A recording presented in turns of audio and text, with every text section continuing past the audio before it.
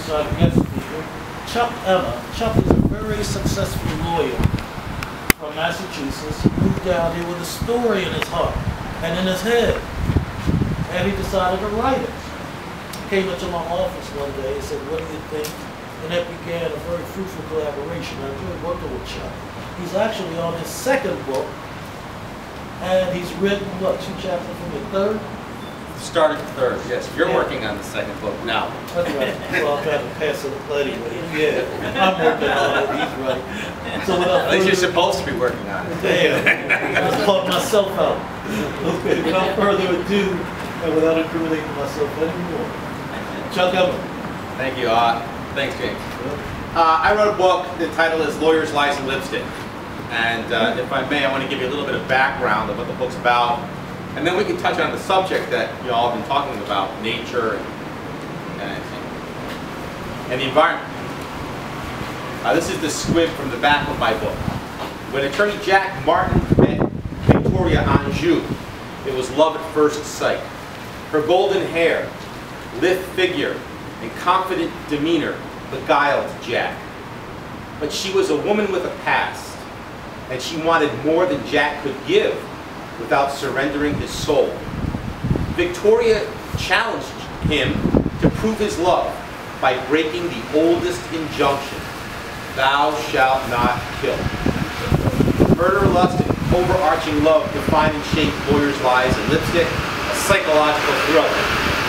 Now, this is a psychological thriller in that it's a book that examines what's happening inside of people's minds when they're faced moral dilemmas. And most of the time they make the wrong choice and end up in precarious, dangerous situations. Is it fiction? It's fiction. Is it based on any reality that you knew as a lawyer? Well, that's interesting you ask that question. I believe people always write about what they know. I mean, you know, I listen to all of you writing about experiences, and you can fictionalize these experiences, but we all write about something we know. I mean, I've seen a palm tree, so when I think it's in my second book, I talk about a palm tree sashaying in the wind. Well, I was looking out my sliders at a palm tree blowing in the wind. And I wanted to create a feeling. So my book is about circumstances, situations. It's about the world of law in many respects. I still practice law. I've been practicing for 30 years. So to answer your question, yes. But is every particular situation as it actually occurred in real life? No. Is any one particular person exactly the way they are or were in real life? No. Some people in this book are combinations of several people and several different characters. So, I mean, I hope that answers your question. Okay. So it's a book about the psychology, what people are thinking. Not only have I practiced law for 30 years, my bachelor's degree was in psychology. So the way the human mind works has always been of interest to me. In this book, we have this woman, with my glasses, okay, there. I have this woman, Victoria Anjou. One can think of her as the femme fatale, the Black Widow. She was married to a fellow, and she has a son with whom she is enmeshed. Let's just say many people have raised an eyebrow at this very close relationship she has with her son. And she and her son, both of them, have a death wish for the ex-husband, the father. Along comes Jack Martin, a lawyer, well-respected lawyer. In the beginning of the book, he's an altar boy. Can do no wrong. He falls in love with this woman. And then bad things start to happen. Well, I'd like to just read a couple of excerpts, if I may. That sets the scene. A couple of excerpts, if I may, about how I use nature and the environment. And I was thinking about this before I came, and I use nature for a couple of ways.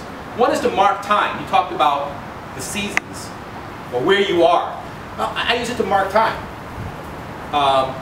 So when I talk about the environment, sometimes you'll get a feeling of the season that we're in. I use it to set a scene, to set feelings.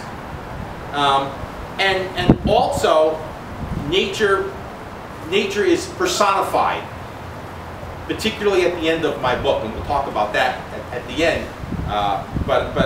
For me, nature is a force unto itself that sometimes you can use as a character.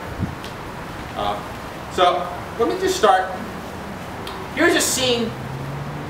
It involves a young Victoria, the femme fatale, and she's with some girlfriends. She's just newly married, and she's with some girlfriends, and she's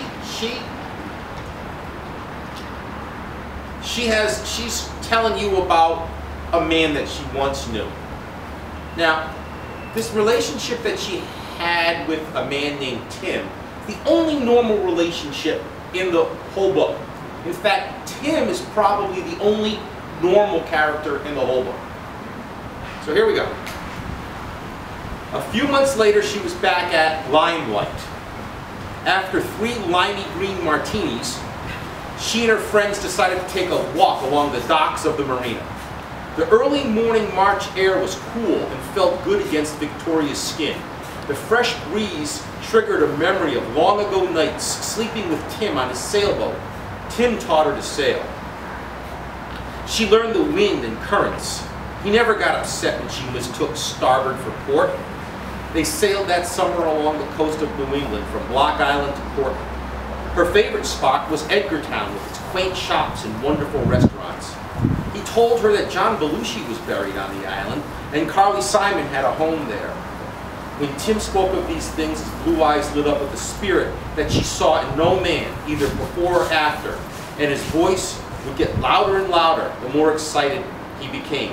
Tori, feel the wind across your face. Feel it on your ears, your nose. Feel the wind, Tori. You must always know the direction of the wind. Now, there's a scene where I'm trying to give you this normal relationship that she had, a pure relationship, a good relationship, a real relationship. And I'm giving you fresh, clean, crisp air blowing across the face. And I think it works. Mr. Editor, did it work? Yeah. Yeah, thanks. Okay. It also says you are a sailor. Yes. Well, think of that commercial. What's it? Men in skin bracelets. Men's skin braces, sure. Yeah, the wind comes and Yeah. Now here's a scene many years later now. That's when Tori was young. Many years later, Tori meets Jack Martin, a lawyer, and it's their first meeting. They have a lunch meeting. After lunch, they strolled along a sidewalk past the small shops and boutiques of the quiet New England college town of Northampton. It was early September and warm enough that a bit of shade felt good. She paused to look into the window of a tattoo shop. She would never get one, never mark her beautiful body, she said, but she was curious. She stepped close and asked if he had one. His arm fit perfectly around her tiny waist and he drew her close. Victoria's long, naturally curly blonde hair tickled the side of his face as he gently kissed the woman he wished would be his. And she kissed him back, as if, at that moment, she too had found someone special. Now, I'm giving it to you in September. College town. It's hot, it's warm out. You can envision both of them feeling a sense of nervousness. Maybe he's sweating. And that little bit of cool shade felt good. I think it works with this new meeting between the protagonist and the antagonist who will become lovers. And it sets the scene for the book. Well, September is the beginning of the college years, it's the beginning of the relationship. Sure, yes. And if you've ever been up there, around that town, Northampton, Massachusetts, it's a college town. It's quiet, it's comfortable, it's laid back.